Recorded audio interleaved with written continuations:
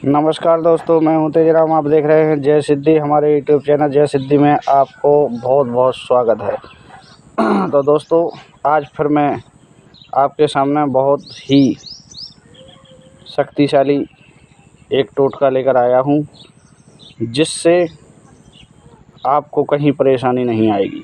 तो दोस्तों, टोटका जो मैं लेकर आया हूं बहुत शक्तिशाली, बहुत प्रबल, ताकतवर टोटका है, क्योंकि ये अकाल मृत्यु टोटका लोगों की आमतौर पर आपने ज़्यादा देखी होगी अकाल मृत्यु हो रही है।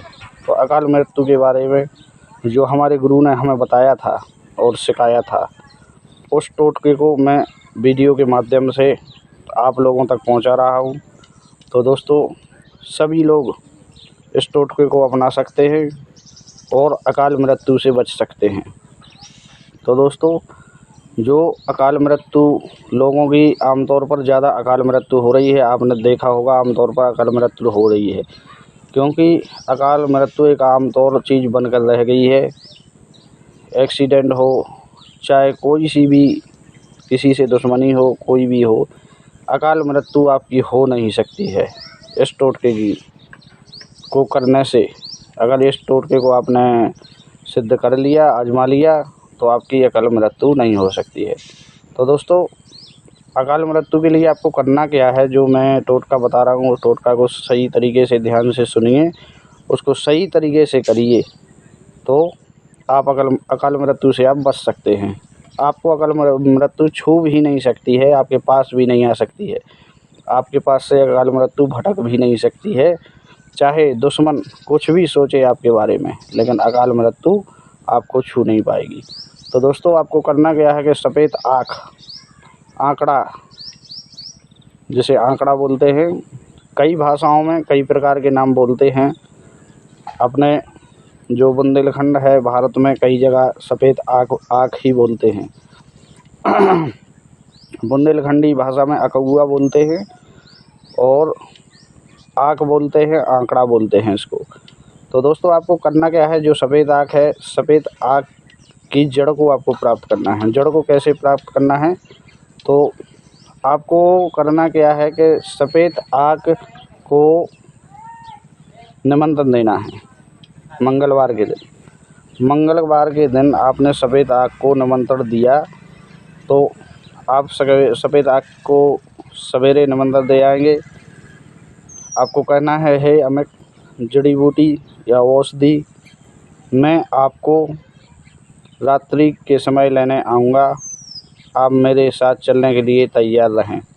तो आपने दोस्तों ऐसा कह दिया, आप कह के घर आ सकते हैं। और निमंत्रण देने के बाद मंगलवार की ही रात को आपको वहाँ पर पहुँचना है, सफ़ेद आँख के पास। और जो उसकी जड़ होती है, केवल आपको जड़ कहीं भी देख लें, कहीं से भी निकले कोई जड़ हो, आंकड़े की आँख की एक जड़ को आपको देखना है। जड़ में से 1 अंगुल की जड़ आपको उसमें से काटनी है। 1 अंगुल की जड़ काटनी है। आप चाहे हंसिया से काटें, चाहे कुल्हाड़ी से काटें, एक ही बार में जड़ कटनी चाहिए। तो आपने जड़ को काट लिया। दोस्तों, आपको जड़ को लाना है। जड़ को आपको ला करके उसको जड़ को सुखा दें। जड़ को सूखने रखना है आपको। जब अच्छी तरह से जड़ आपकी सूख के तैयार हो जाए, ध्यान रखना है दोस्तों, जड़ को ज़मीन पर नहीं छुआना है, ज़मीन पर नहीं रखना है। कोई लाल कपड़ा ले कर के उसी में बांध के छाया में आपको जड़ को सुखाना है। चाहे वो 1 माह में सूखे या 2 माह में सूखे, लेकिन छाया में ही आपको सुखाना है। सुखा करके आपकी जब जड़ सूख करके तैयार हो जाए अच्छी तरह से, तो फिर आपको करना क्या है कि जो जड़ आपकी सूख के तैयार हो गई है, तो कोई रवि पुष्य नक्षत्र जब भी पड़े, एक पहली बात तो ये है कि हर महीने में 1 बार रवि पुष्य नक्षत्र पड़ता है, ये सोचने की ज़रूरत नहीं है। आप कैलेंडर में देख सकते हैं, रवि पुष्य नक्षत्र हर महीने में 1 बार पड़ता है। तो आप रवि पुष्य नक्षत्र को, रविवार का दिन है, पुष्य नक्षत्र है, पूरे पर्व काल में रवि पुष्य नक्षत्र जब तक चल रहा है, उतने टाइम में आपको उस जड़ को पीसना है। पीस करके एक चांदी के ताबीज़ में आपको भर के तैयार करना है। चांदी के ताबीज़ में जैसे आपने उस जड़ को भर लिया, तो ताबीज़ को रख कर के होम, दीप, धूप, लोबान, अगरबत्ती, नारियल और फूलों से स्वागत करना है और पूजन करना है दोस्तों। और पूजन होने के बाद आपको जो ताबीज़ है उस ताबीज़ को आपको अपने कंठ में धारण करना है, गले में पहनना है। आपने गले में पहन लिया तो कोई कह नहीं सकता, सोच नहीं सकता कि आपकी अकाल मृत्यु कर दे, कि अकाल मृत्यु हो जाए। अकाल मृत्यु आपको छू भी नहीं सकती है, अकाल मृत्यु कभी नहीं हो सकती है आपने वो ताबीज़ धारण करके।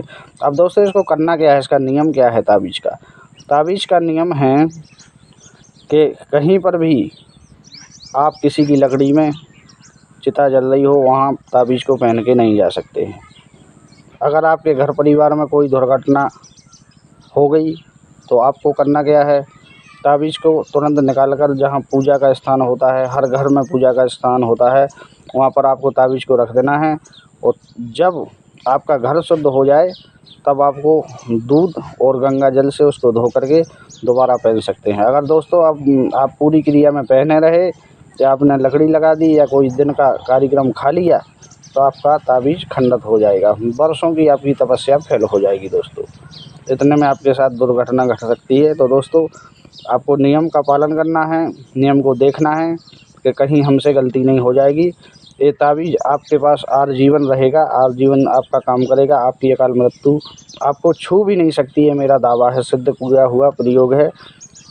मेरे गुरु ने जो मुझे बताया था वो सिद्ध किया हुआ प्रयोग है। तो दोस्तों आप करिए, सिद्ध करिए और ताबीज़ को पहनिए। आज का वीडियो मेरा अच्छा लगा है तो दोस्तों वीडियो को लाइक कीजिए, चैनल को सब्सक्राइब कीजिए, अपने दोस्तों के साथ शेयर कीजिए और मुझे कमेंट में बताइए कि आप सिद्धि कर पा रहे हैं या नहीं कर पा रहे हैं। मुझसे पूछते रहिए सिद्धि कैसे करनी है, जिस बात को आप भूल रहे हैं उसको आप मुझसे पूछ सकते हैं। और दोस्तों बेल आइकन को दबाइए ताकि हमारे आने वाले वीडियो की नोटिफिकेशन आपको सबसे पहले मिल सके। अगले वीडियो में दोस्तों फिर मिलते हैं, तब तक के लिए धन्यवाद।